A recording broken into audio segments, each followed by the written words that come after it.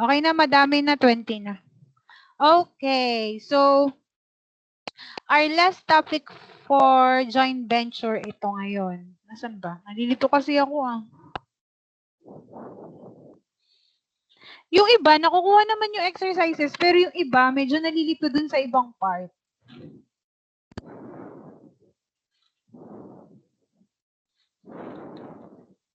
Malinaw Medyo nakakalito naman po, ma'am, talaga. Oo, nakakalito nga. Pero mas nakakalito yung ngayon, yung last topic for joint venture. Skip na lang natin, ma'am. So, ang mangyayari for final ay 3 na lang session, ano? After nito, 2 na lang. So, yung last, ano na lang, recitation na lang kasi dalawang laps na tayo ng recitation eh.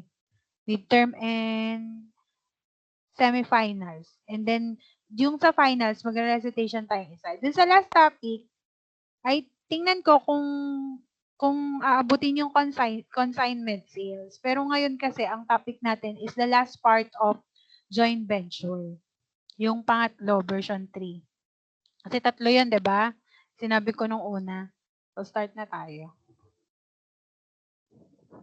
Nanap ko lang yung files. Kasi, stop your record. Yan. So, guys, yung una natin kasi, ano ba yung una natin? Nasaan ba yun? So, neither of the venturers have a complete set of books. Tapos, yung pangalawa natin is, when a separate set of books are used, and then the last one or last topic for joint venture is, when no separate set of books are kept. So, medyo confusing ito kasi, mamaya i-discuss natin kung bakit. Kasi dito gagamitan, hindi kailangang mag-records ni venturer sa mismong books niya. Instead, gagamitin niya yung kabilang books. So medyo nakakalito, pero pipilitin natin kayanin. Kayanin natin to kasi part to ng discussion. So 3 yun, guys. Ang iniisip ko kasi during final exam, kung ang gagawin na lang natin is all-in na lang. I mean, yung lahat ng discussion from prelim to finals. Tapos, ano ba mas preferred nyo? Kasi parang mas maganda yun. Review na lang gagawin nyo dun sa previous exam. Na-access nyo ba yung mga previous exams? Na-access nyo yung previous exam? Ha? Hindi nyo na ba hindi nyo hindi na. Sayang naman. Kala ko pa naman na-access nyo kasi para sana, review na lang kayo dun sa mga previous exams natin. Kasi pipili na lang ako doon. Tapos nagdadagdag na lang ako ng konti sa finals. Medyo matataas naman nakukuha ng iba. Pero meron din naman na hindi gaanong kagandahan ang nakukuha. Pero so far, so good naman. Ma'am, may bagsak na po ba? Hindi pa ako nakakapag-record. Pero kasi, napansin ko sa exam, medyo nag-excel yung mga dati na hindi.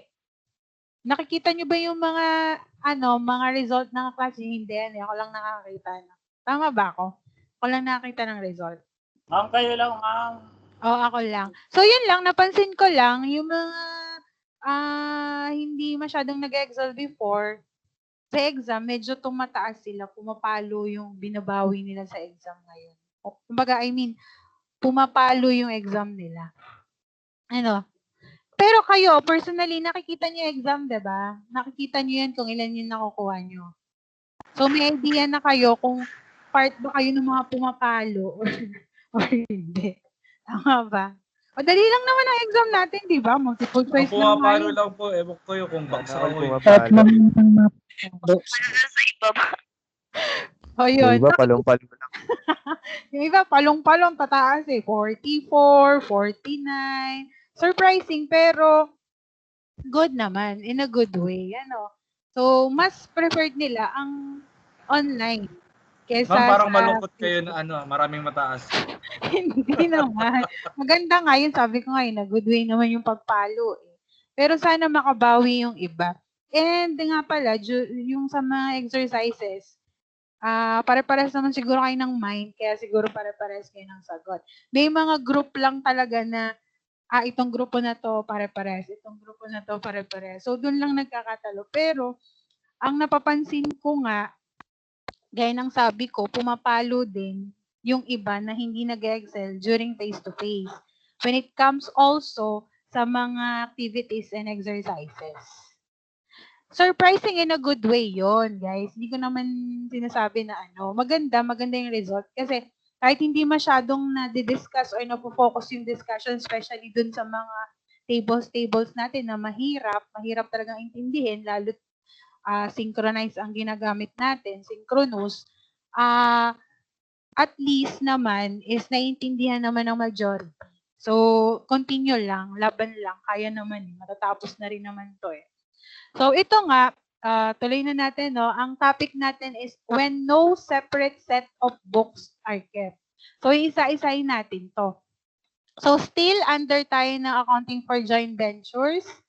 So, first, be particular on this kasi inisa-isa ko na yung mga points na kailangan yung tandaan when preparing the table or the journal entry under when no separate set of books are kept. Ibig sabihin, wala, 'di ba? Sabi niya, when no separate set of books are kept. So, isahin natin. So, all venture transactions are recorded in the separate books of all the venturers. Okay? So, all account called joint venture, siyempre magkakaiba yun dun sa una at pangalawa natin.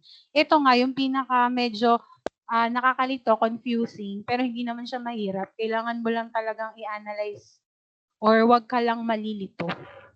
Kasi nga, instead of recording dun sa books mo, dun sa kabilang books mo i-record. Ganito kasi yung tema nito eh. So, an account called joint venture is maintained, kahit ako nga yung mga previous joint venture natin, nakalimutan ko na rin eh, di ba? So, sa sobrang damit, nagkakahalo-halo na. Nakakalimutan ko na rin.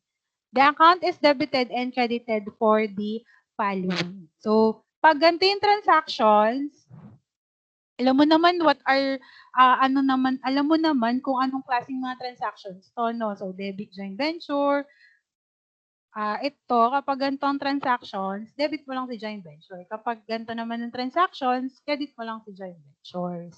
Parang usual prep lang ng journal entry, di ba? Purchase, debit, freight in, di ba? Sales return and allowance, contra credit to. Yung purchase discount, purchase return, contra debit to, di ba? So, same with the preparation ng journal entry. Dun sa common transactions natin or common journal entries na ginagawa natin. Okay? So, be particular lang dito sa mga points na kailangan nating tandaan. Okay? Third, a debit or credit to the joint venture account has to be recorded in the books of the venturer for the same amount. So, wala nang tayong problema dyan, diba? So, debit credit joint venture dun sa books of venturer ng same amount. Tinagalog niya lang, ganun lang naman talaga eh, no? So, 4, a venturer, ito yung sinasabi ko na medyo confusing. A venturer cannot debit nor credit his account in his books. Instead, he uses personal accounts. So, disregard mo to para hindi ka malito, pero kasama kasi ito eh. So, ibig sabihin, kung sa books ni Benito, yung ba example natin lagi, no? Kung sa books ni Benito, hindi siya magde-debit or magde-credit dun sa books niya. Kasi bawal nga. Cannot debit nor credit his account in his books. Okay? So, next point. Generally, a managing venturer is designated, mali pa spelling, designated to undertake the following. So, sa problem natin, magkakaroon tayo ng managing venturer or managing partner dito. So, doon papasok ang entry ni joint venture. Unlike dun sa previous joint ventures natin, may separate book si joint venture, di ba? Joint venture, books of Antonio, books of Benito. Here, dito sa pangatlong joint venture natin, version 3, walang separate book si joint venture. Instead, gagamitin niya yung books ni managing venturer. So, sasabihin ni problem kung sino ang magiging managing venturer. Ibig sabihin, lahat ng transactions ni joint venture, supposedly sa books ni joint venture, i-record natin yun dun sa books ni managing venturer. Okay? So, confusing ba? Hindi. Ang nakaka-confuse lang dito, yung hindi ka pwedeng mag-debit or credit dun sa mismong books mo. Yun ang confusing. At yun ang medyo nakakalito. Okay, mamaya naman may mga samples tayo. Tapos pag hindi niyo siya masyadong naintindihan, pwede niyong balikan yung uploaded videos. Okay? So, to handle venture cash, yan. Saan pa? Making sales or purchase handle cash. Yun. So, instead of recording to separate joint venture books, the joint venture transactions will be recorded to the books of the managing venturer. So, take note of that, guys. So, the term joint venture is added in all venture real account. So, ibig sabihin, sa journal entry natin, ilalagay natin na joint venture and then added by accounts. Halimbawa, joint venture accounts receivable, joint venture cash, joint venture accounts payable to identify that this entry is part or this account title is part of the joint venture books. So, supposedly, wala talagang joint venture book. Kaya nga na sinasabi ko, inuulit ko, instead of recording that to joint venture books, we will be using the books of the managing venturer. So, dalawang nare-record sa kanya. Transactions under his name and the books of the joint venturer. Oh, confusing, di ba? So, ma-identify mo lang kung part siya ni joint venture books kasi lalagyan mo siya ng venture real accounts. Gaya nga sabi ko, joint venture dash cash. Pwede yun. Joint venture AR, joint venture inventories, joint venture account payable, and so on. Okay? So, take note of that, guys. Mamaya naman makikita naman natin kung paano siya i-record. And by syempre analyzing our examples, mas madali na para sa iyo na intindihin. Kasi yun naman talaga ang importante, ano? Analyze lang. Okay, next. Upon termination of completed venture at the end of an accounting period, okay, to determine venture gain or loss, yun naman ang purpose natin, di ba? Pag may natira, either loss or gain. I mean, pag may natira, gain iyon. Siyempre, pag nag-negative, obviously, that is loss. At the end of the joint venture transactions, we need to identify if the joint venture earned or nagkaroon siya ng loss. Okay? So, syempre, pag may gain, you have to distribute those gains to all venturers. Okay? So, ano pa ang kailangan nating points dito? Distribute venture gain, okay, based on the profits. Okay na yan. So, to make cash settlement, alam nyo na to, di ba? Kapag may natirang cash as well as the joint venture's income, nagkakaroon tayo ng cash settlements among venturers. Di ba? Malinaw na to sa atin. Cash settlement to a venturer may be computed. Yan. Investment, add share in venture total. So, huwag mo nang tandaan yan kasi at the end of the joint venture transactions naman, you can easily identify kung magkano ang natira eh. Diba? Nakikita mo agad magkano yung kailangan i-distribute among the venturers. Kasi madali na yun. All you have to do is make a general ledger of a joint venture. Madali na, di ba? Ganun lang, as simple as that. So, ano pang kailangan nating points na tandaan? Okay, a debit balance represent cash to be paid in final settlement, while a credit balance represent cash to be received. Mamaya, makikita natin yan.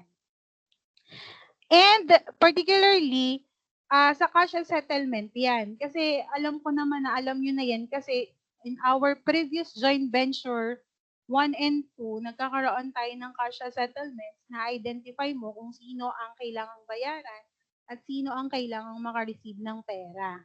So, yung red line dyan, highlighted ng red, be particular lang dyan. Okay? Para alam mo kung sino ang kailangang bayaran at kung sino ang kailangang magbayad. Kasi di ba dapat lagi tayong zero? Okay? Lagi dapat zero yung general ledger natin. Ang technique lang kasi guys dito sa joint venture, mag-general ledger ka para ma-identify mo kung nag-cross ba or nag-zero ba yung lahat ng accounts mo sa general ledger. Kasi ang importante dyan, di ba, ma-close lahat si joint venture accounts. Kasi nga, nagkakaroon na ng termination. Wala nang joint venture eh. So obviously, kailangan lahat ng transactions or accounts under joint venture should be closed and it must be zero. Okay? Okay na yan? Any account debit or cash to be received or paid. Malinaw tayo doon? So, ito lang naman yung mga points na kailangan mong tandaan. Yung lahat ng minention natin at inisa-isa natin. Be particular on the statement that, ito, yung una, that venture cannot debit nor credit his account. Kasi ito talaga yung confusing. Kasi kahit ako, nalilito on that part. Okay? So, same problem tayo. Illustrative problem. Medyo, bugbog na tayo dun sa problem na to, gamit na to, luwag na siya, no? Kasi lagi natin ginagamit. So agreement, same. And then, so these are the venture transactions. Same din yan, parehas lang sa ating first two. So, prepare journal entries that would be made on the books of joint hindi ko to na-edit, no? Anyway, hindi ko siya na-edit. So, kung mapapansin mo, ang problem is, nasan ba? Antonio acts as a managing participant. So, ibig sabihin, all transactions under joint venture should be recorded in Antonio books. Kasi siya yung in-identify ni problem as managing participant. Kasi kanina, dun sa mga pointers natin, kailangan si joint venture accounts should be recorded to one of the venturer that act as a managing participant. Sasabihin naman ni problem kung sino ang gagamiting books for joint venture transactions. Okay? Pag sinabing managing participants or managing venturers, automatically, dito mo ipapasok ang joint venture transactions. Okay? So, unlike dun sa ating the version 2, there are 3 separate books, diba? Tsaka dun sa una, hindi ko na rin masyadong matandaan. Basta doon, merong 3 separate books prepared. Joint venture books, books of venturers. Here, 2 lang. Kasi instead of using joint venture books, you have to use the managing participant books to record the joint venture transactions. Okay? Mabilis ba? Nakakasunod naman ano? 4th year na, kaya kailangan kahit gaano kabilis nakakahabol. Okay? Okay lang po. So ito, madali lang. Tandaan nyo lang. So, Benito transfer cash of 70 to Antonio. That is our first transactions.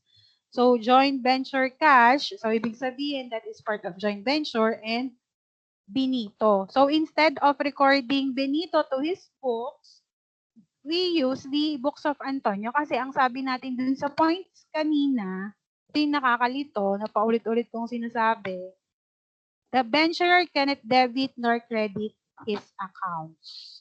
Okay? So, ito lang naman ang magiging guide mo when it comes to the answering our exercises. Kasi kapag nagbibigay naman ako ng exercises, just a same, duplicate lang yan ng ating example sa discussion. Okay? So, books of Benito, Antonio, and then cash. Transfer, diba? So, kung mapapansin mo, lahat ng entry for Antonio, nakapasok siya sa box ni Benito. So, dapat guys, wala akong makita o wala tayong makita na Benito dito. Mapapansin mo. Lahat ng red, wala, diba? So, lahat ng nasa blue, walang transactions na Benito. Walang transactions na Antonio. Okay? Kasi lahat na forward dito sa kabila. Yun daw kasi ang ginagawa. That's the rules. Wala tayong magagawa. So, Antonio purchased merchandise, paying and balance on account. So, joint venture, 200. JB cash. Cash, syempre, pag sinabi mong cash, hindi ito sa part ng joint venture. Probably sa part ito ni Antonio or ni Benito. Okay, 10 and 120. Ma'am, paano mo nakuha yan? 70, 10. Di ba 70 lang yung na-transfer? So, 70 lang yung cash mo. So, ito, I think this one is part of the venturer. Kasi 70 lang yun nasa book sa joint venture mo, diba? 80. Diba? Paying 80. Okay? So, balance is 120. Joint venture, Antonio, 200. Malinaw? Bakit nagkaroon ng 10? Kasi 70 lang yung nasa joint venture, di ba? Kaya nga, JB Cash. So, dito pa lang makita mo na, if you will be using the general ledger, makita mo na wala nang cash, 70 na lang. Okay? Okay, next. Nasaan na? Nalita na ako. Kahit ako nalilito din, sorry. So, Antonio paid 30. Diba? So, joint venture, 30 and cash. So, ginamit mo sa books ni Benito, joint venture, Antonio. Nakakalito, diba? Kasi instead of recording that one to the books of Antonio, hindi natin ginamit. Okay? Dun sa previous natin, ni-record natin to sa joint venture books, diba? Tapos ito sa books ni Antonio. Dun sa previous discussions natin. Kung natatandaan nyo or kung hindi ako nagkakamali ng tanda.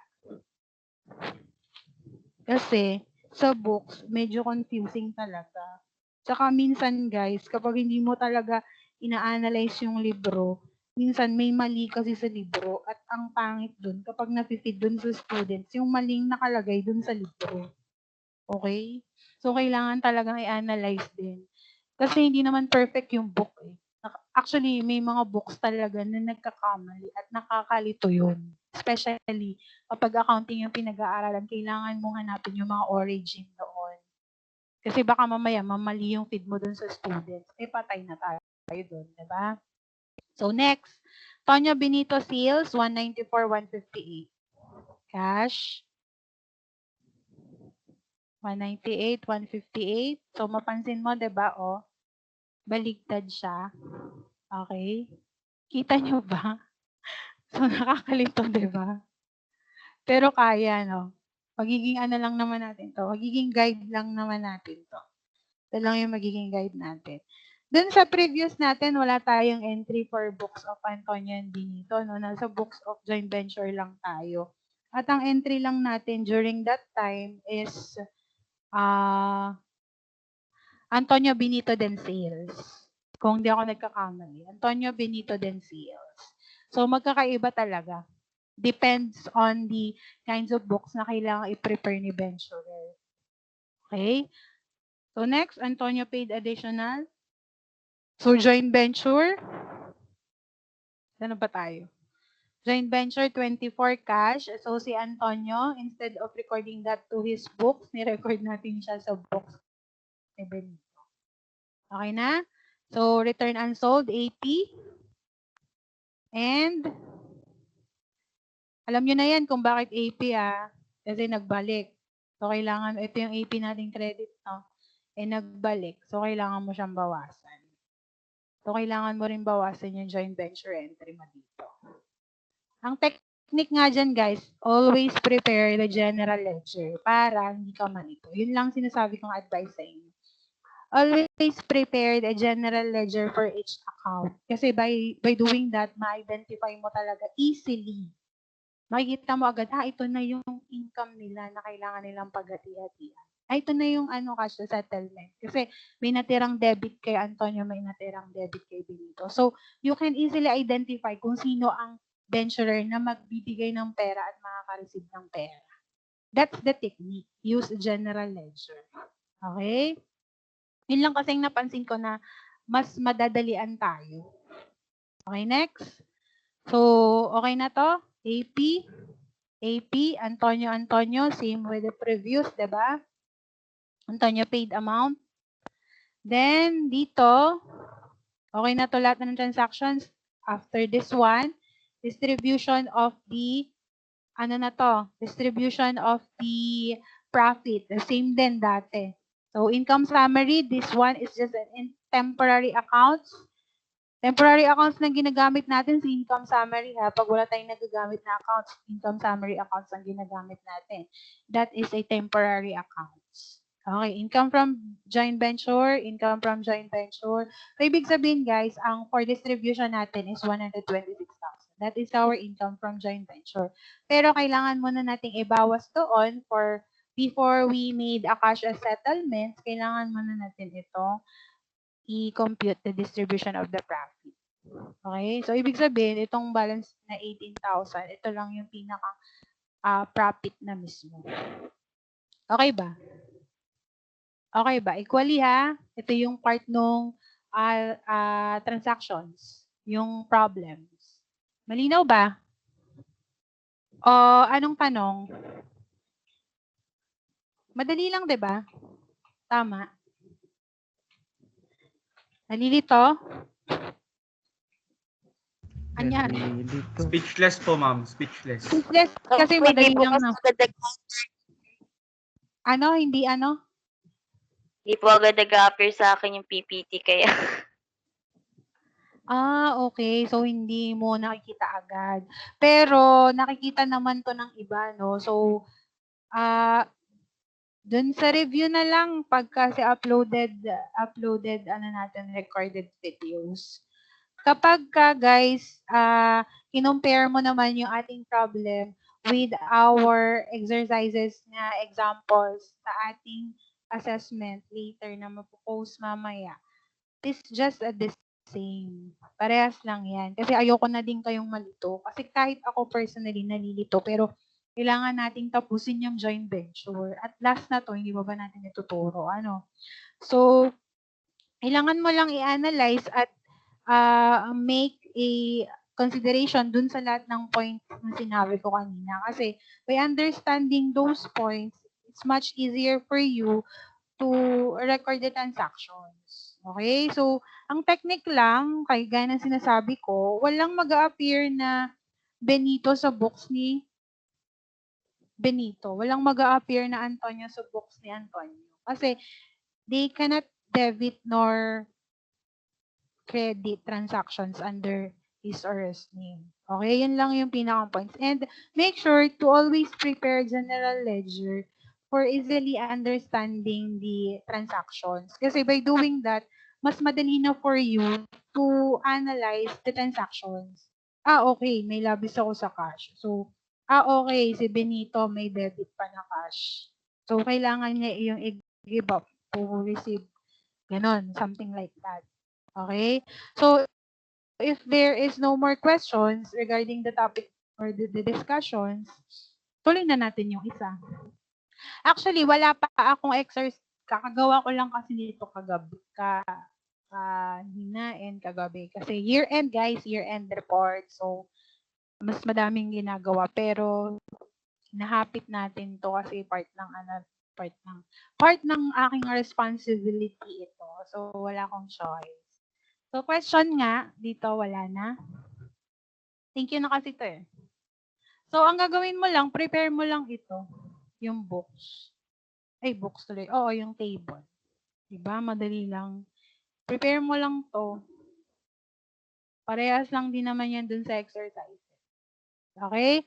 So, mas prepare ko na, kasi kung mag-focus lang tayo mainly dito sa final discussions or sa final, kung mainly mag-focus lang tayo dun sa discussions ng finals na ibibigay ko during final exam, paano ko na yung gagawin?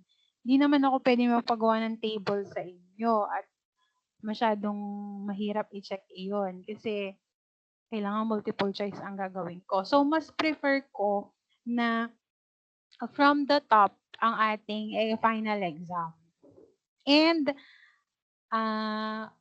yung mga previous exams na nag-appear. Question po. Ano? Bibigyan niyo naman po kami ng reviewer kung ano po yung kasama or hindi, di ba? Siyempre kung ganun nga yung magiging sistema natin sa final, hindi na kailangan ng reviewer at hindi ko na kailangan ibigay ang coverage kasi lahat na yun. Ang magiging advantage nyo nga lang doon is to anong tawag doon? To recall all the exercises, exams, particularly exams, dung tatlong first, prelim, midterm, and semifinals. Yun ang magiging advantage mo doon. Kasi probably ang magiging finals, manggagaling doon sa tatlong yun. Kaya nga, is much better kung na-access yung mga exams. Kasi hindi naman ata, no? Yun lang. Tingnan din natin, pag-aralan din natin kung makakagawa ako ng final exams na ang cover lang is itong discussions. Kasi guys, mas mahirap sa part nyo kasi computation, 'di ba? Halimbawa, isang problem na super haba, tapos dun ko lang kukunin lahat ng multiple choice questions. For example, what are the entries for these specific transactions? Ganun. Halimbawa, isang problem, 15 questions. Ganun ang mangyayari if we will be focusing on the final discussions lang. So, titingnan natin kung saan mas makakadali sa inyo and syempre sa akin. Okay? So, yun pala yun, ma'am, para madalian kayo. Siyempre, madadalian din naman kayo doon sa part nyo. Kasi kung Mukhang yung alam, mga pumapalo, hindi na makakapalo, ma'am. aba, yung mga pumapalo, talaga namang ang tataas ng exams, 48, 49, 44, 46. Ala. And napansin ko rin during the activities and quizzes, sila talaga yung grupo na tama talaga yung mga sinasagot. So, nagkakaroon sila ng ng brainstorming, which is good. Diba? Oh. Wala na bang questions rito sa discussion natin na ito para i-continue na natin ang topic natin for government. Tuloy na natin ha, para kung 30 minutes under time tayo, 20 minutes under time, okay lang naman, diba? Okay lang ba sa inyo yun? At least di kayo makakainan masyado ng internet. Diba? So wala nang tanong dito sa version 0.3 ni joint venture. Malinaw tayo. Tandaan lang, di pwedeng mag-records under his or her name, no? So joint venture transaction should be recorded in the books of the managing partner or managing venturer. Yun lang pinakatatandaan nyo. And as an advice, always use a general ledger to identify the profit that should be shared among venturer. At kung sino ang maka-receive or magbibigay ng cash sa final settlement. That's the key. Yun lang naman yung mga pointers na kailangan nating tandaan under the joint venture point 3. Okay? Ang advice ko, prepare general ledger. Personally, yun ang advice ko sa inyo para hindi tayo mahirapan. Okay? Clear na tayo doon? Malinaw na? Wala nang tanong sa version 3. So, we will be discussing now the government accounting na. Okay ba? Tuloy na, no? Tuloy na natin yan. Ganun din yon. Okay. So, mukha namang okay na kayo. Tingnan mo naman ang aking Nakikita nyo ba ang screen ko? Kita nyo ang screen ko? Accounting 1, accounting 2, 3, and 4. So, government accounting tayo. Buti bang kaya nyo yan, Ang dami. Kinakaya kasi wala naman tayong choice. Kaya ni ma'am. Kaya din yan. Kaya natin yan. Kakayanin natin yan. So, tuloy na tayo. So, dito, hindi ko ina-advise guys ng from the top kasi medyo mahirap naman dito kung from the top. Sobrang ang dami nyo naman pag-aaralan dito. Okay? So, dito guys, mas prefer ko, ayoko kasi nang nahihirapan kayo. So, dito, mas prefer ko ang final lang. Kasi ito is more on theoretical, di ba?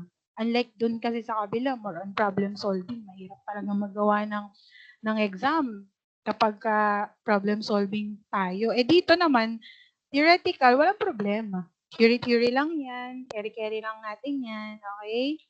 So, start na tayo. Tuloy na to, ha? Mabilis lang naman ito, guys. Kasi accounting for disbursements and related transactions lang tayo. Yung previous discussions natin, parang accounting for revenues and income collection, di ba, ni government. So, matatapos na nga natin yung revise ni national government. NGAS ba yun? Yun, NGAS. Tapos na natin yung isang part na yun. So, I think hindi na tayo magdi-discuss dun sa mga specialized industries. Huwag na yun. Importante lang naman itong mga government na to. Kasi yun nga, ang ating government accounting, di ba? So, we will be focusing on transactions under government. Yung mga specialized industries, wag na iyon. Wag na natin i-discuss yun. Kasi dito pa lang, puno na tayo eh. So, ang topic natin is accounting disbursements and related transactions. Pero guys, sinama ko na rin yung revised charts of accounts ni government kasi hindi natin to na-discuss. I mean, na-mention lang to during our mga previous discussions pero hindi natin to nabigyan ng focus or na-discuss masyado. Nakasingit talaga siya before the disbursements transactions. Nakasingit talaga tong revised charts of accounts under NGAS. So charts of accounts, wag na tong discuss kasi same with charts of accounts used under commercial businesses, parehas lang yan. So ang pagkakaiba nga lang, this one is with codes, account titles and codes that guides the bookkeeper in recording government transactions. That us, bookkeeper. Kaya ito gamit namin. So dun sa makikita mong handouts, dun sa downloadable, kasi nada-download yun, dinidiscuss natin, nada-download yun sa internet. Ang indicated dun, guys, is the 3. Ngayon, ang updated ngayon is the 10, coding system. Okay? So, standard chart of accounts, list of general ledger accounts prepared for the use. Basahin nyo na lang yan. National, local, GOCCs. Guys, anong purpose niyan? For uniformity, di ba? So, gaya ng sabi ko, hindi lang naman like us, hindi lang naman kami yung kailangan magawa ng report. So, meron kaming mga katulad ko, San Guillermo National High School, ilan ang school sa Rizal. So, all those financial reports are being consolidate. So, kailangan ng standard and uniformity when it comes to the chart of accounts. Kasi mamaya gamitin ko accounts payable, iba pa lang gamit ni Morong National High School. So, kapag magkakaroon ng consolidation, nagkakaroon agad ng errors doon. Okay? Yun yung purpose, kaya mayroong standard chart of accounts. Same with sa company, di ba? Hindi pwedeng gamitin ni accounting unit kay different dun kay treasury unit. So, dapat, same lang yan. Pare-parehas lang yan. Okay? So, yun yung purpose. Kaya nagkakaroon tayo ng chart of accounts. Kaya nagkakaroon ng standard chart of accounts. Malinaw ba?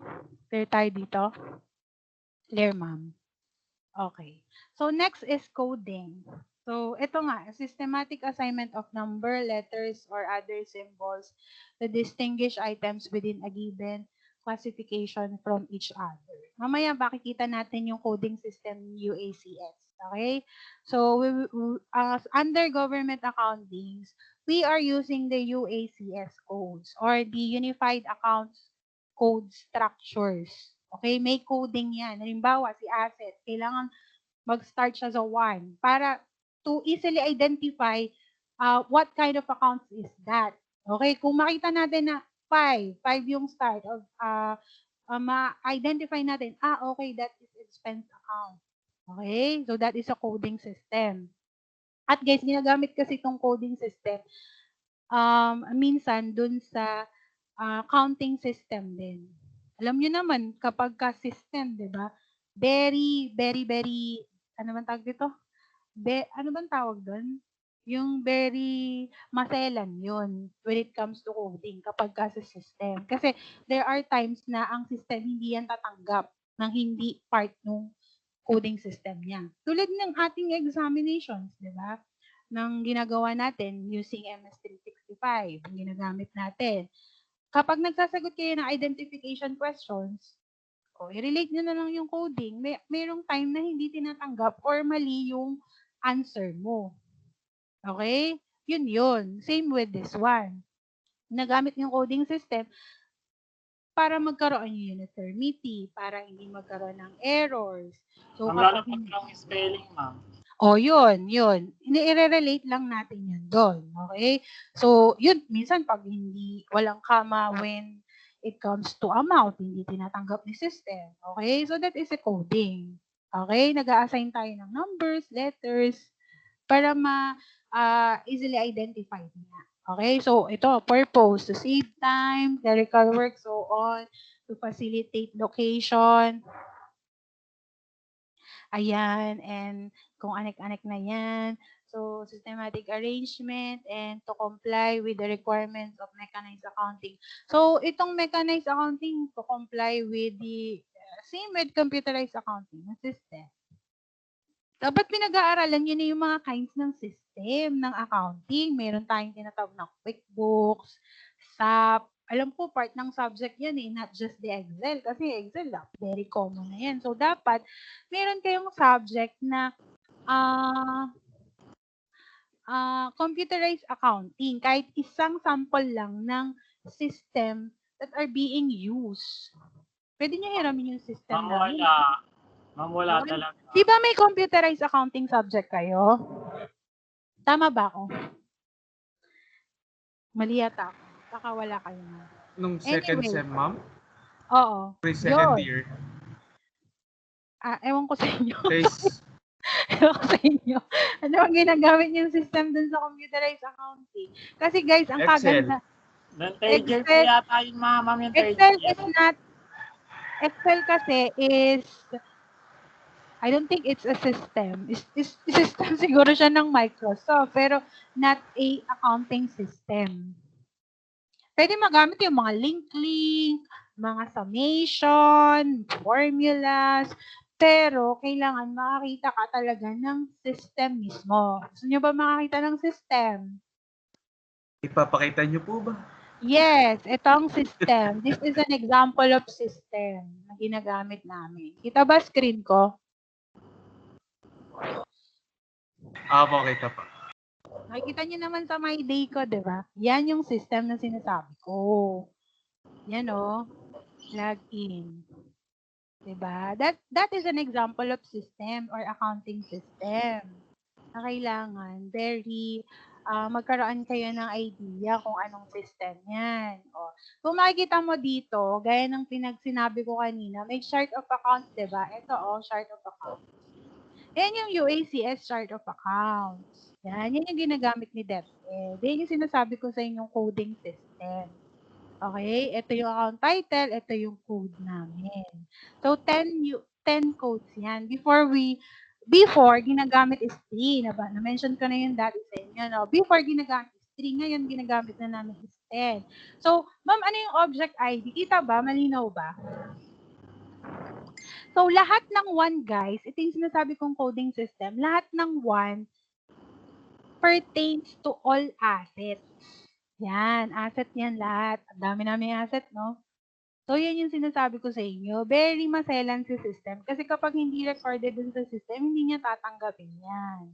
So, yung 2, that is our liabilities. So, nag-start lahat yan sa 2. Yan. So, yung 3, that is our equity. Yung 4, ano bang 4? 4 is our revenue or income. Okay? And 5 is our expenses. So, lahat yan ng government agencies, yan ang ginagamit, guys. Magkakaiba nga lang ng, ito, tandaan nyo ito, the object code used nationwide is pare-parehas. Minsan, sa ibang department, nagkakaiba lang tayo ng accounting system na ginagamit. Tulad namin, ang ginagamit namin is itong system na to. Itong system namin. Ito yung ginagamit namin accounting system. Ito yung sinasabing ko na sa inyo na computerized accounting. Yan yun. Yan yung sinasabing computerized accounting. Excel ang Excel kasi for easy, easy summation. Sa Excel ba makaka-generate ka ng guys? Sa Excel ba makaka-generate ka ng general ledger? Nakaka-generate ba ang Excel ng general ledger? Yes, kapag i-manual mo. Pero sa amin, is system, general ledger, matic na yan. Halimbawa, saan ba yung namin? Ito, yung cash namin. Anong year, anong month ang gusto mo? Gusto mo ay, gusto mo ng January lang. Yan, no? That is accounting system. Yan yung sinasabi ko sa inyo.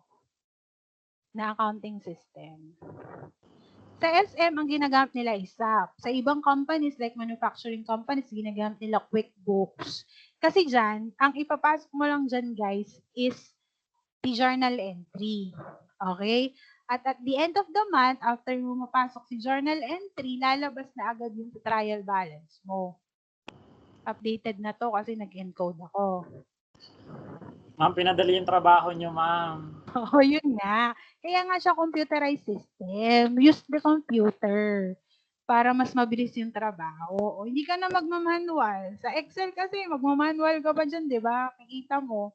Dito, sasabihin pa sa'yo ng report na hindi ka balanse. Your report is incorrect or hindi tama yung report mo. Kasi pag nakita ni system na hindi to balanse, mali. Mali Ma'am, yun. pwede po bang mahirap yan? Pwede naman. Kaya lang saan mo gagamitin. For educational purposes lang naman, kaya pinapakita ko sa inyo. Ito ang tinatawag nating computerized accounting system. Not just the Excel, okay? Okay, ayan yon. So, ano pang Tapos, ma'am, ang sakit ng kami namin sa ledger. Kasi nga, sa ledger kasi, ang ginagawa nyo is, manual encoding din yun, di ba? Paano siya naging computerized? Nagma-manual encode ka. Yes, ma'am, literal, Oh, manual. di ba? Di ba? That is manual. So, hindi mo rin siya sinawag na computerized accounting system. Anyway, yun nga yun, sinasabi kong coding. So, nagkaroon ka Kasama ba? po yung laptop si Ramin. Alin na? Nagkaroon ka ba ng saving of time kapag ginamit mo yung Excel? Yes, nagkaroon ka kasi instead of using calculator, nag-summation ka. Tama ba? Tama, di ba?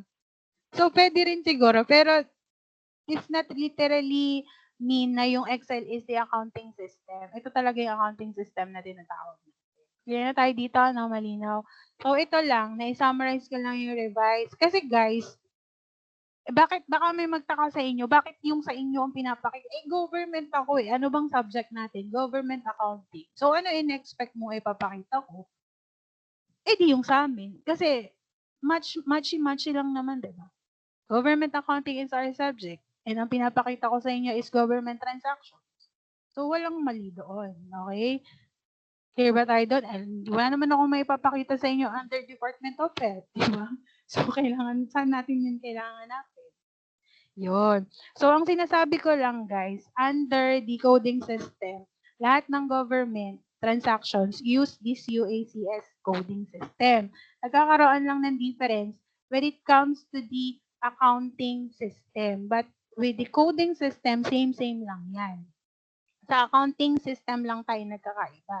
Gaya nga ng sabi niyo, pinakita ko sa iyo, that is the system that we use under Department of Education. I don't know kung ginagamit yan ng Department of Health, Department of kung ano pa man, di ba? So, doon lang tayo nagkakaroon ng differences. But, when it comes to the accounting coding system, account code system, eto nga, asset, live, equity, income, excess, pare-pares lang yan. Kasi we are under one government. Okay? So, same lang din yan, guys.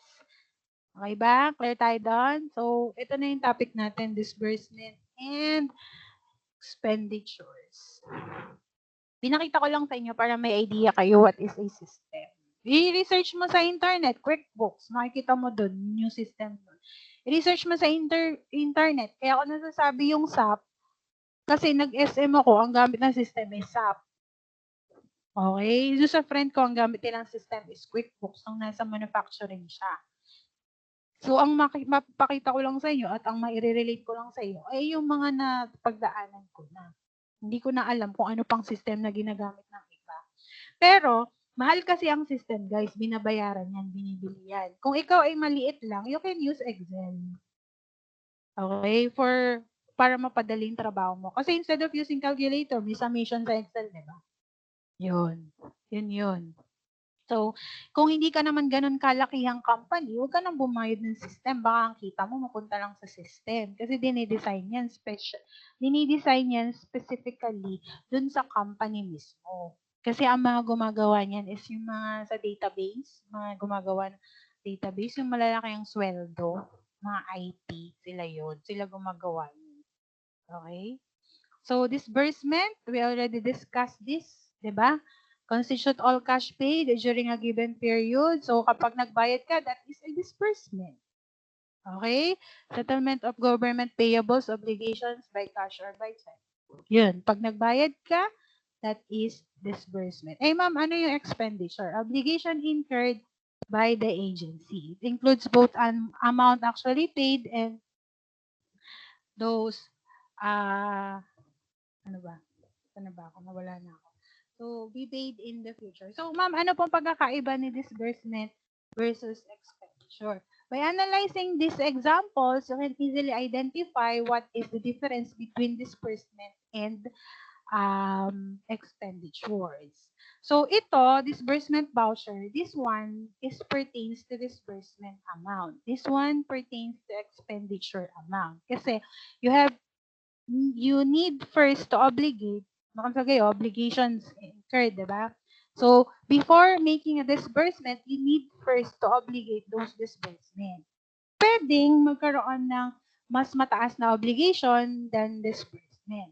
Pero hindi pwedeng mas mataas si disbursement kaysa sa obligations mo. Kasi there are times na obligate mo na siya pero hindi mo pa siya binabayaran. Okay, yun. Okay? So, dito, kung ang disbursement, ito yung sa disbursement voucher natin, at si expenditures, ito naman yung si obligations natin. Kasi ang sabi ng definition, obligations incurred by the agency. Okay? For example, nagkaroon ka ng bill ng Meralco, that is 10,000. Need to obligate that kasi may bill ka na, 10,000. Okay? So, that is your expenditures. Pero ang binayaran mo lang is 5,000. Okay? So, 5,000 is your disbursement. Kasi it's constitute cash paid. Okay? Ito naman yung obligations. Clear tayo doon? Malinaw, no? Okay. So, next. So, what are the typical transactions for disbursement? So, we already differentiate what is a disbursement to expenditures. Okay na? So, what are the transactions? Ano ba? What are the typical transactions for disbursement? So, we already discussed what is personal services, di ba? Those are salaries and wages, payment of bonuses, yun. Ano pa? Payment of other compensation to employees. Those are examples of personal services that are atypical transactions for disbursement. Sa amin, monthly, we are paying salaries to our employees. Okay? So, yun yung common transactions. Next, maintenance and other operating expenses. We already discussed this. Dati pa. So, what are those expenses? We have traveling, utilities expenses, payment of supplies, purchasing of cleaning materials, mga minor repairs. Those are part of the maintenance and other operating expenses. Kapag nasa government ka, yan lang naman yung mga expenses na commonly used expenses namin doon. Okay? So, ayun. Yun nga. So, what next? Financial expenses. These are expenses that are not used in actual operation. So, ibig sabihin, ma'am, yung personal and above, yes, ito yung mga commonly used sa actual operation ng isang government agencies. Ito naman, yung financial expenses, na-discuss na natin to before, di ba? Hindi siya commonly used kasi yung examples lang natin dito is yung mga bank charges, ano pa, mga interest and financial charges, di ba? Minsan lang naman ito lumalabas eh. Kumbaga, it's not part of the actual operation expenses of a government agencies. Okay? So, next, we have the capital expenditures. Ano to? Diba? In our accounting, what do you mean by capital expense? Ano yon? Sa accounting natin, paano ba to? Same with the government accounting. Ano yung capital expenses natin sa accounting? It is not recorded as expenses, but those expenses are being capitalized. Diba? Ano examples natin nun sa ating accounting? Ano? Lagot kayo. Hindi nyo alam. Ano? Nagkausap ba ako? Nandiyan pa ba kayo, guys? Nandiyan pa ba kayo? Oh, what are those expenses that are not directly recorded at expense pero kinakapitalize siya? Ano yon? Wala na. Limot na. Hindi na alam. +5. What are those capital expenditures, guys? Ala, lagot kayo. Hindi niya na alam. Kinain na ng Pasko tsaka ng New Year. So guys, yung capital expenditures, ito yung mga expenses na hindi agad natin pinapasok as expenses, but it is being capitalized or pinapasok natin siya as part of our assets. Ano ba examples natin doon? Diba, buildings. Diba, mga computers. Purchase of computer equipment, office equipment, furniture and fixtures. Aba, balik kayo sa basic accounting. Ano Those ba? are Yun lang pala, ma'am. Yun nga eh, yun hindi nyo pa maalala. Those are capital expenditures or expenses that are not directly recorded as expenses but are being capitalized. Kasi nga, magkakaroon tayo din ng accumulated depreciations at nagkakaroon lang tayo ng expenses kapag nagre-record tayo ng depreciation expense. Okay? Same with the government accounting. Lagot kayo. Ay nako. Anyway, yon. No, so ma'am, papasok dito yung mga capital outlays. Yes. Diba? Na-discuss na natin PSM, OOE, and capital outlays. Ikot-ikot lang tayo sa government accounting. Okay?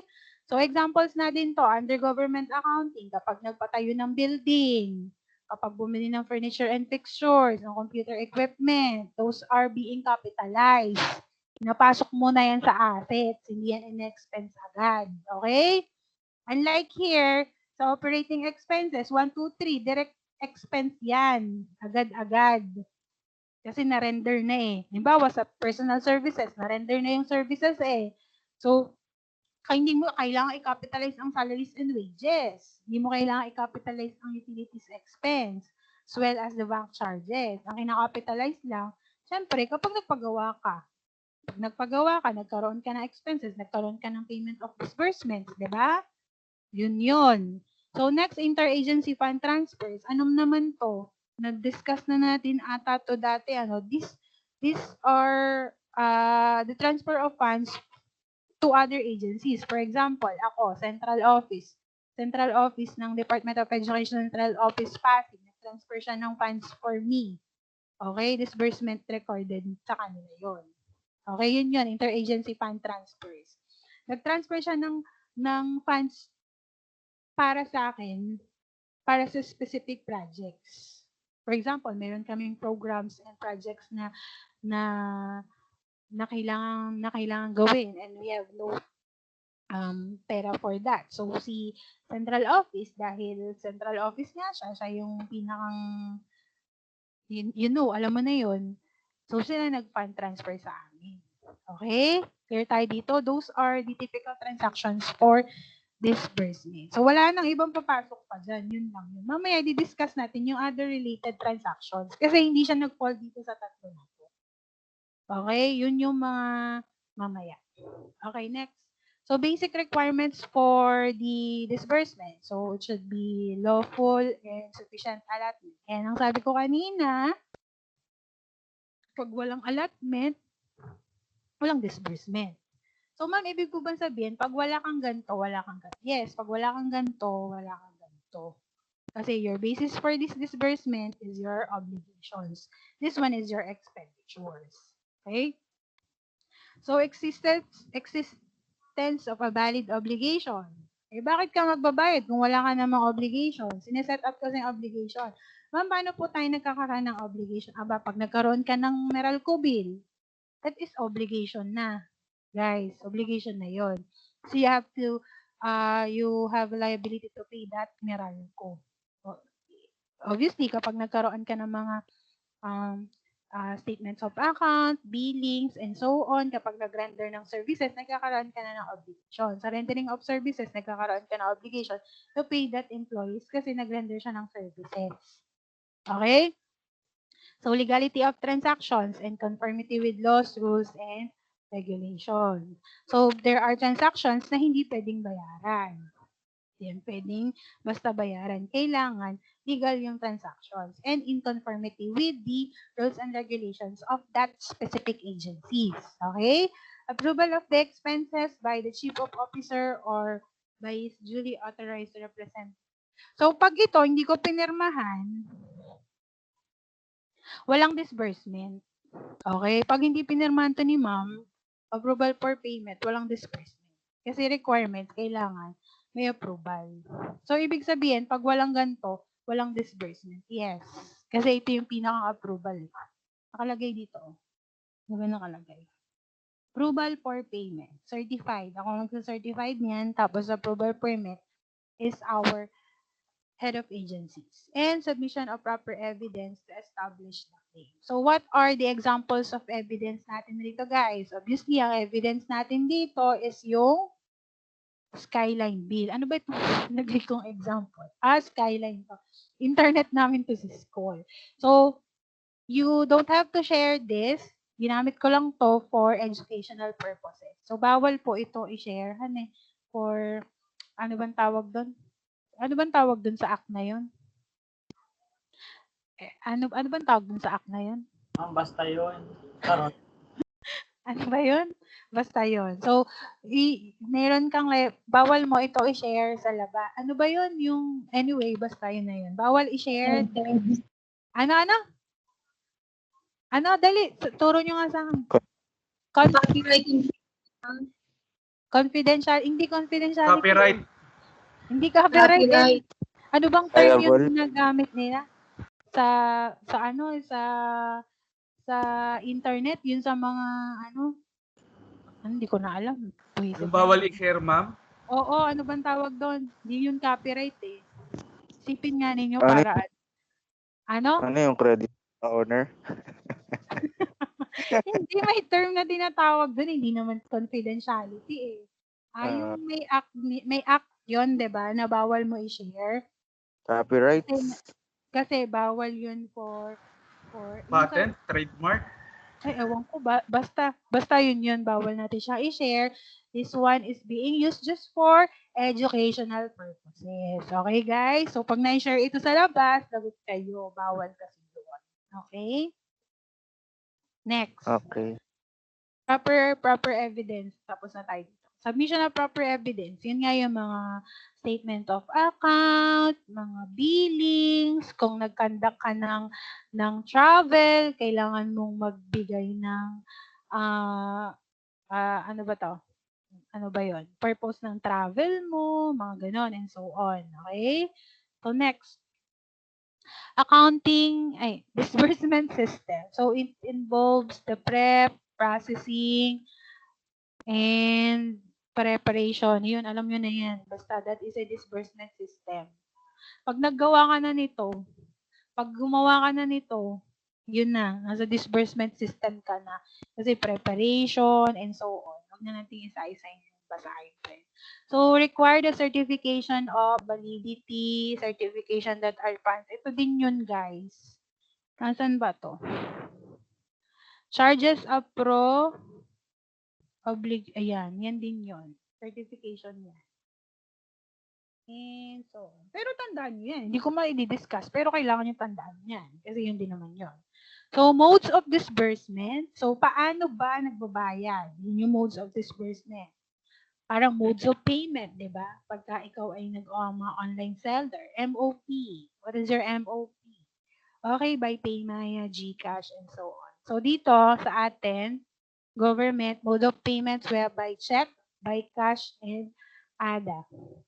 Or advices to debit account. So, isa-isayin natin. So, by check, meron tayong tinatawag na MDS checks and commercial checks. Okay?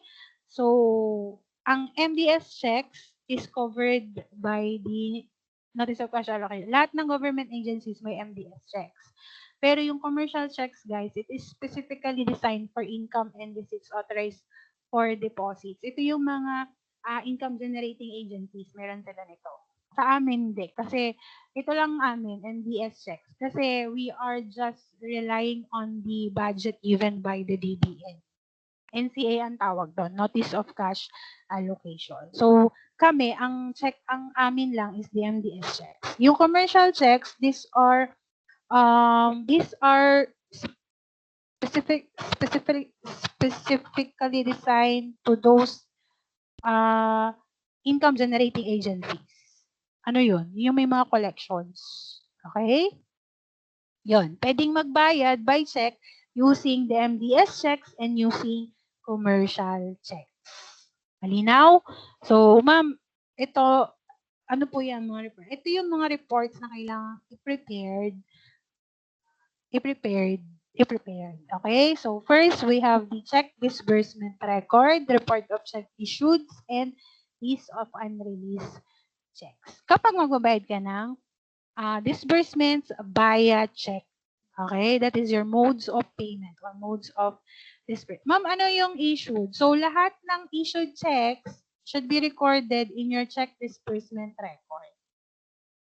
Huwag ka malilito. Baka makita mo, report of check issued. Baka malagay mo lahat ng issued checks nasa report of check issued. No, mali.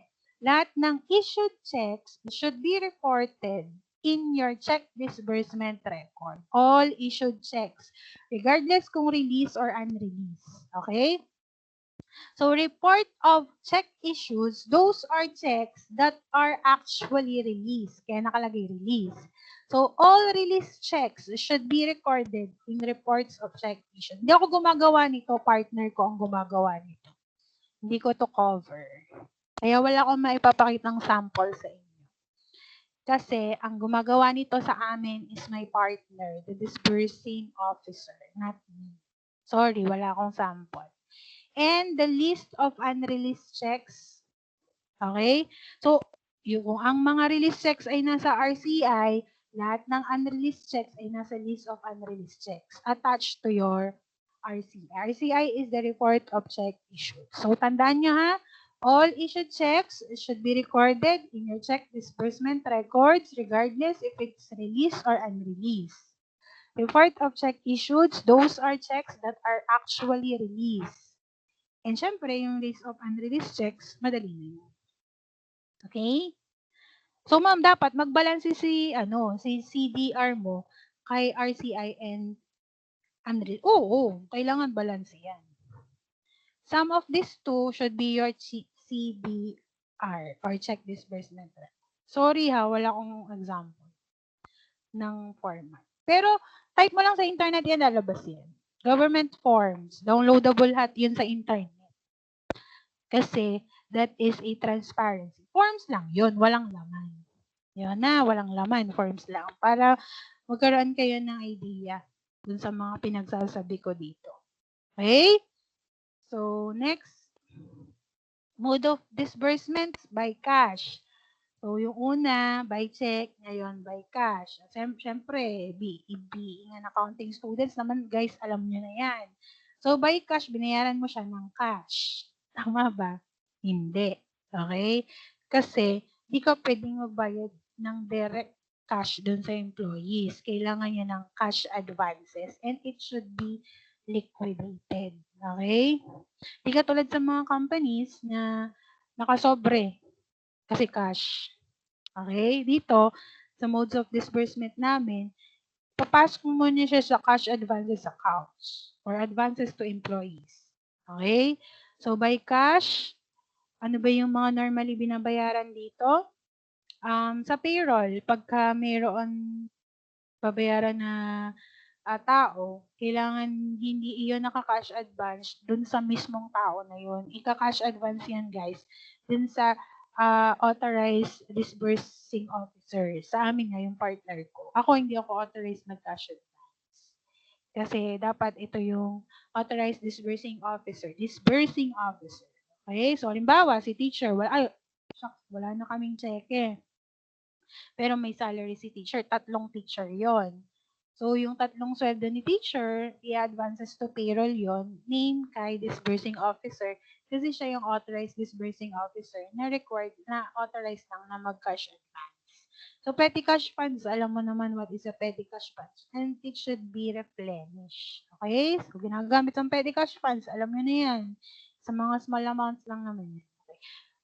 Tsaka wala kaming ganyan, petty cash funds. Hindi namin in-exercise ang petty cash funds. Pero cash advances, ginagamit namin. Okay? So, reports mo lang for that is the liquidation report. Ano yung liquidation report? Siyempre, after cash advances, na-receive na lahat ng ng payment, it should be liquidated. Okay? And written to your liquidation reports. Malinaw? Okay. So take note of these cash advances should be liquidated 5 days after the pay period. So baka lumabas sa exam, 5 days after the pay period, it should be liquidated. So for example, January 1 ka nag-cash advance, so after 5 days, you have to liquidate that. Magpapasa ka ng liquidation report after 5 days. That's the government rules. Okay? So pag di ka nakapag-liquidate within 5 days, lagot ka kay COA. Okay? So all any or all unclaimed wages shall be remitted. Kasi minsan, hindi nakukuha yan lahat eh. So kailangan mo i-appear yun sa liquidation report. And ibabalik mo yun dun sa funds by issuing official receipts. Kasi nga, magbabalik ka. Para magiging payment mo, ibabalik mo. Nangyayari ba? Yes, nangyayari yan minsan. Minsan hindi na nakukuha ni receiver or ni payee yung pera. So, hindi yun basta na lang iiwanan doon for disbursing officers. It should be remitted. Yun. All unclaimed should be remitted. And it should be issued by the official receipts as supporting documents. Kasi naka-receive tayo ng payment. Okay? May nag-chat lang kasi. Text pala. Okay, next. Last mode of disbursement is the last na ata to. The advice to debit account or ito yung tinatawag nating ADA. Ano to? Ito guys, yung directly na sa account ni payee. Payee means the one who received the payment. Payee, di ba? So, payer, alam niyo na yun. Payer, pay. So, this one, ang ADA guys, ito yung direct na napasok sa account ni payee. For example, may supplier ka. Okay, recorded na yan sa bangko namin as one of our suppliers or payee. So, no need for us to issue check. No need for us to pay him in cash. Auto-debit account na kami. Bank-to-bank transactions. So, papasok sa bank account niya, galing sa bank account namin. Yun pala yung short ni ADA, bank-to-bank transactions. So, all you have to do is to get the account number of that person and then bank-to-bank transactions. The report should be ADA disbursement journal. Oh, lahat ng disbursement paid via ADA should be recorded in your ADA disbursement journal. Tandaan yung mga reports na kailangan i-prepare. Actually, marami nga yun, mga sample reports na lang yung binibigay ko. Baka malunod tayo sa mga reports. Sa reports lang namin, guys. Ko baka malunod na kayo. Nalulunod na ako sa reports ko eh. Okay, next. Okay na tayo? Kasi ang discussion lang natin naman, disbursement, di ba? Counting for disbursement. So, we already discussed all the disbursements under government agencies. Except dito sa ito. Except dito sa related transactions na ito. Okay? So, ito yung mga sinatawag nating related transactions. What are those miscellaneous transactions? We already discussed this. Natatandaan ko, na-discuss ko na ito sa inyo. So, these are transactions that are unique and that is not part of the normal operation of the government agencies. Hindi naman kasi lagi itong lumalabas, guys. Minsan-minsan lang to lumalabas. Minsan nga, lumalabas lang yan pag nag-check si COA. Pero minsan, pag hindi nag-check si COA, hindi naman yan lumalabas. Okay? So, accounting for loss and cash, accounting for loss of cash and property. So, ito, tandaan nyo, kapag ka nagkaroon ng loss of cash or cash shortage, kasi nagkakaroon tayo, guys, sa amin kasi nagkakaroon din ng cash examinations. This one is particularly dun sa mga cash advances. Kasi very particular si auditor dun when it comes to cash advances. Kasi there are times hindi agad naliliquidate si advances. So, minsan nagkakaroon ng loss of cash or cash shortage, nagkakaroon tayo dito ng journal entry kapag nagkaroon ng loss of cash. Okay, nag-i-issue si accounting ng journal entry. Anong entry yun? Hindi ko na-research. Okay, basta nagkakaroon tayo ng entry for that. I think that's a receivable kasi magiging collection natin yun for that specific employee. Halimbawa, si disbursing officer ang nag-handle ng cash, nagkaroon siya ng cash shortage, magkakaroon tayo ng receivables from that person. So, ang mangyayari natin dun, I think, ang magiging entry natin dun is receivables from that accountable person. Okay? So, tandaan, pag loss of cash, nagkakaroon tayo ng entry dyan, journal entry. Kapag loss of property, hindi natin yan ini-entry. No accounting entry tayo dyan. Okay? Take note of that, guys. Loss of cash, we have to prepare journal entry for that. Probably, the receivables, collections from that specific person. And if there is a loss in property, no accounting entry. But it should be disclosed to our financial statements. 2 notes to financial statements. Okay? Malinaw tayo doon? Clear. So, the cash average transactions naman, guys, ito naman yung vice versa ni loss of cash. Kasi dun sa kabila, cash shortage, ito naman cash average. So, ibig sabihin, nagkaroon tayo ng labis. Okay? And this one, if there is a cash average, it should be treated as miscellaneous income for our agencies. Okay? So, you have to prepare an entry na i-record mo si cash and then credit miscellaneous income. As simple as that. Okay? Malinaw? Clear tayo doon? Okay. So, next, we have the accounting for stale checks. Alam mo naman what is stale checks being an accounting student, di ba? Before, nagkakaroon ng stale checks kapag 6 months. That is the rules in government. That is before yon. Actually, ang basis natin na ginagamit ko ngayon is luma na. So, kailangan talaga i-update ito. Ngayon kasi guys, ang stale checks kasi is 3 months na lang from the date of issue. Ano po ba yung stale checks? Guys, ang stale checks, ito yung mga checks issues na hindi nakukuha or hindi na i-encash ni payee. Okay? So, pag stale checks, nawawala na yan. Ibig sabihin, hindi mo na yan pwede i-encash or ibayad kasi na-stale na nga siya. Kasi nga, dapat within 3 months before, kasi 6 months. Ngayon, within 3 months, kailangan mabayad mo na siya or ma-encash na siya ni payee. Okay? So, accounting for stale checks should be recorded to the list of unreleased checks or cancelled. Oh, part din pala siya nito. Yung report natin. Nasa report natin. Yan. Yan. List of unreleased checks. So, yun. It should be recorded on that reports. Okay? So, ma'am, paano po pag hindi siya na encash or let's say hindi nakuha ni payee? Yun nga sinasabi ko, hindi na pwede. Pero, there are times katulad sa amin, nangyari na to sa amin, hindi na remit sa government agencies. I mean, nag-withheld kami ng GSIS, pero hindi sa school namin. Nag-withheld sila ng GSIS, pero na-stale yung check. Ibig sabihin, hindi na bayad dun kay GSIS. Kailangan ibayad yun kasi that is part of the benefits ng teacher. So, anong ginawa? Ang ginawa dito is nag-request for the issuance of another checks. Pwede yun.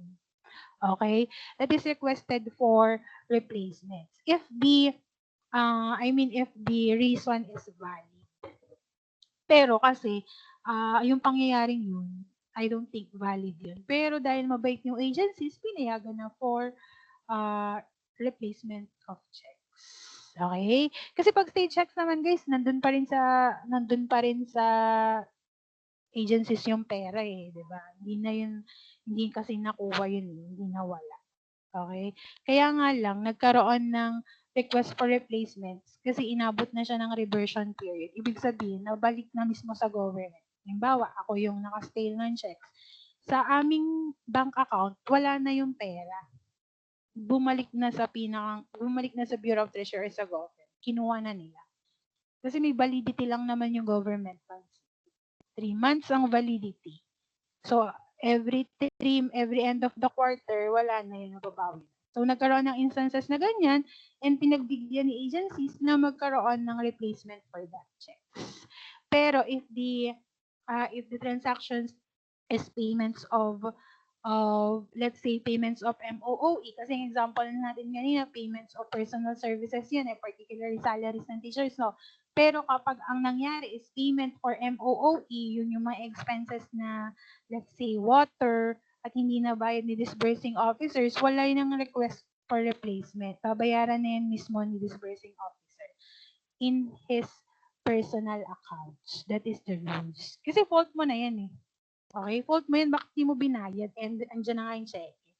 So, kung ang mangyayari naman is si MOAD ang hindi nakapag-encash, let's say, binayad natin kay MOAD yun, pero umabot na yung 3 months, hindi pa rin na encash ni MOAD, fault na nila yun. Hindi na kailangan mag-issue si government doon ng replacement for that checks. Okay? That is the rules. Ganun yun. Okay? Tayo na tayo doon? Okay. So, a job is prepared kapag nagkaroon ng request for replacement. Actually, nire-reverse nga dapat yun kasi recorded transactions. Alam nyo naman ang accounting, di ba? Pag nag-record ka sa accounting, hindi iyan, paano ba? Pag nag-record ka sa accounting, that is recorded na talaga. Hindi yun pwedeng laban bawi ka. Di ba? Di ba? Nag-record ka sa accounting ng January, tapos nagkaroon ka ng mali. Ibabawiin ko yung ginawa ko ng January. No, hindi ganun ang accounting, di ba? Meron tayong tinatawag dito ng mga correcting entries. Okay? So, ito nga yung pinaka-profession na safe. Di ba? Pag nagkamali ka, may correcting entries ka. Okay? Kung ikaw ay doktor, magkamali ka ng saksak, patay ang pasyente mo, di ba? Sa atin, ito nga yung pinakang safe na profession. Kasi once nagkamali ka ng entry, mayroon tayong correcting entries. Kapag ikaw ay engineer, nagkamali ka ng building, titibagin mo pa yung building na yun, di ba? Kung ikaw naman ay dentist, nagkamali ka ng bunot, mababalik mo ba yung bunot? No, hindi. Di ba? Kung ikaw ay architect, or something like that. So, ang profession natin is medyo safe. Okay? Kasi meron tayong correcting entries.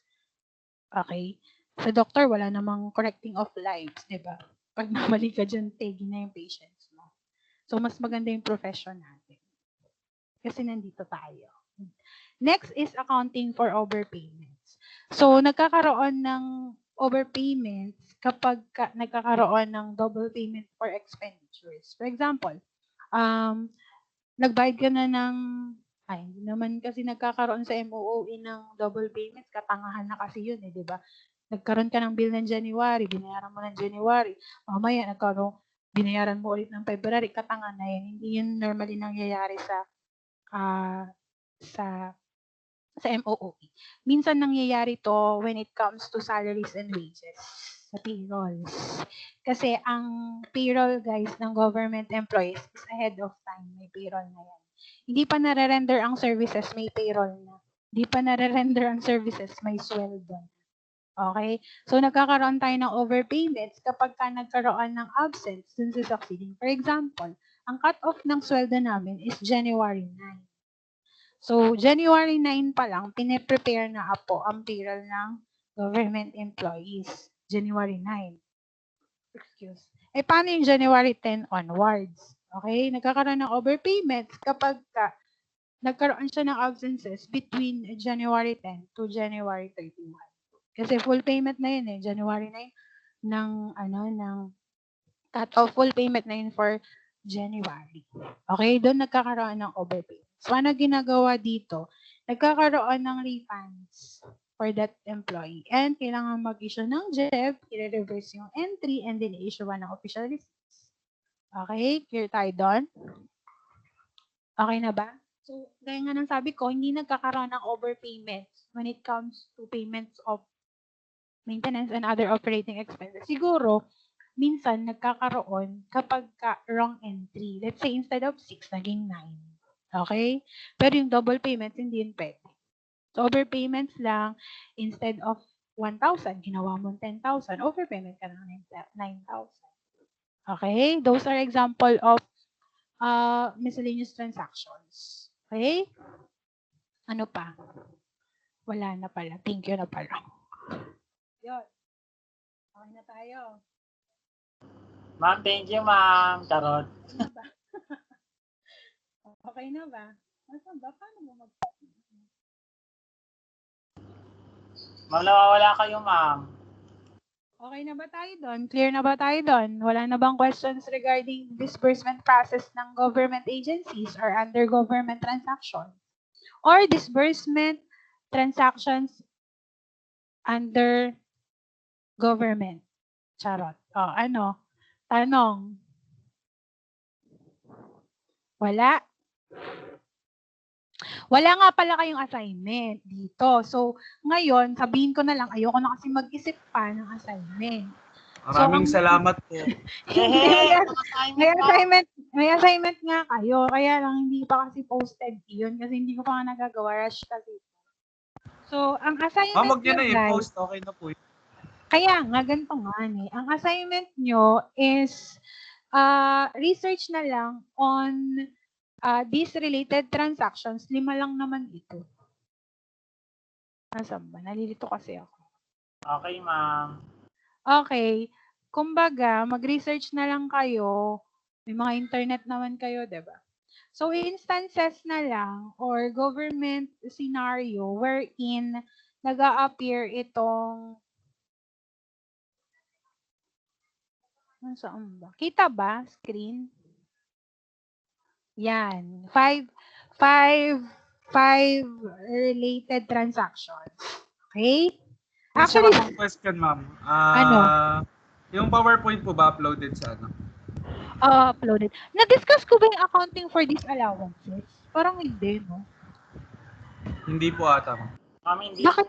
Bakit di kayo nagre-react? Napansin ko lang. Akala Alam- namin hindi kasama.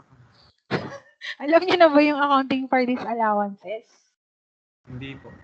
So, ang accounting for disallowances, these are disbursement na supposedly na hindi mo dapat bayaran pero binayaran mo.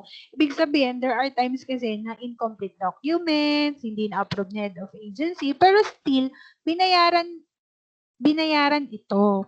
Kaya nagkakaroon ng disallowances after checking ni COA, nakita niya, nag-appear na, oh, bakit niyo binayaran to? Hindi to allowed to pay. So, ang nangyayari dyan, nagkakaroon tayo ng accounts receivable dun sa nagbayad. Halimbawa ako, binayaran ko itong specific expenses na to, hindi pala to allowed sa rules and regulations ni COA.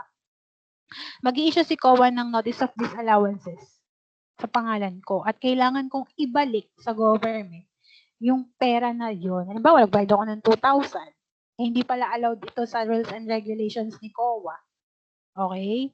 So, kailangan kong bayaran yun. That is the accounting for disallowances. Ako, ma'am, kasalanan niyo pa.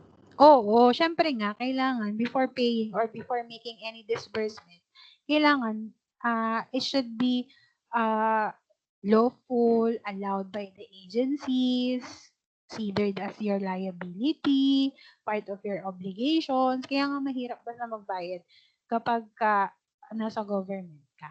Okay? So, your assignment is research on the instances or cases wherein present itong 5 na ito. So, hindi kayo pwedeng pare-parehas kasi syempre, magkakaiba. Actually, dapat 6.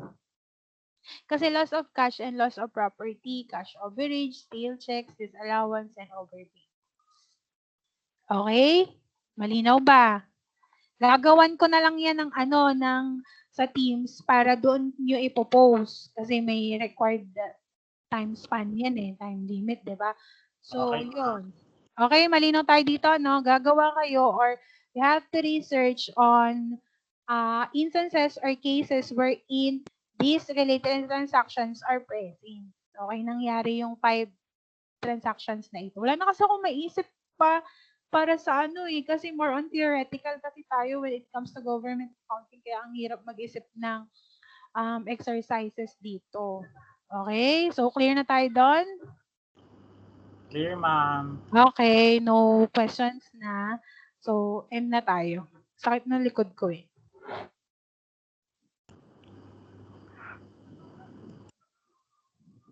Bye! Bye, ma'am. Thank you po.